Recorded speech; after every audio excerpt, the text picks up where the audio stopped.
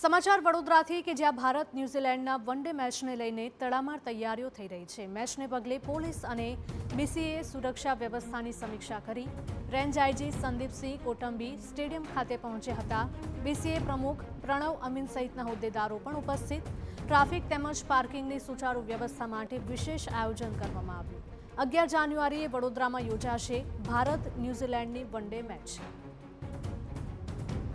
તો અંદાજે 15 વર્ષ બાદ વડોદરામાં વનડે મેચનું આયોજન થવા જઈ રહ્યું છે, ત્યારે સુરક્ષા વ્યવસ્થા અંગે સમીક્ષા કરવામાં આવી છે.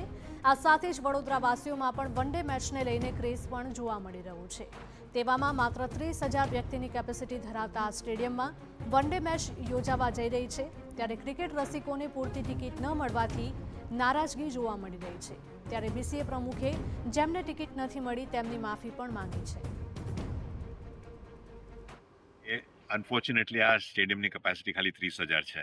બરોડાનું પોપ્યુલેશન તો આજ યુ નો 25-30 લાખ છે. We have to follow a certain protocol. We have to use online because એ સૌથી સેફ છે ફોર ધ પબ્લિક ડિસ્ટ્રીબ્યુશનમાં બહુ ઇશ્યુ થઈ શકે. BCCI also uses online platforms like Book My show.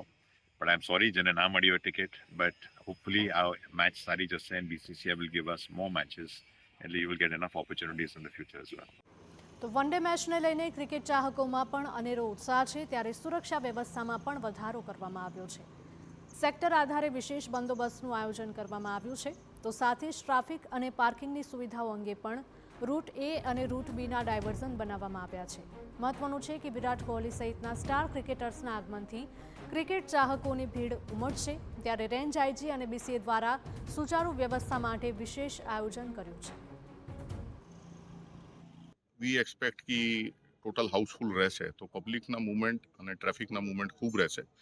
એ સુચારુ રૂપથી થાય એના માટે આપણે વડોદરા સિટી પોલીસ સાથે પણ કોર્ડિનેશન કર્યા છે. અમુક રૂટ્સને આપણે ડાયવર્ટ કર્યા છે અને સફિશિયન્ટ પાર્કિંગ સ્પેસની વ્યવસ્થા કરી છે, જેથી રોડ ઉપર કોઈ પણ પ્રકારના વાહનની પાર્કિંગ ના થાય અને રોડ જે છે મૂવમેન્ટ માટે ક્લિયર રહે.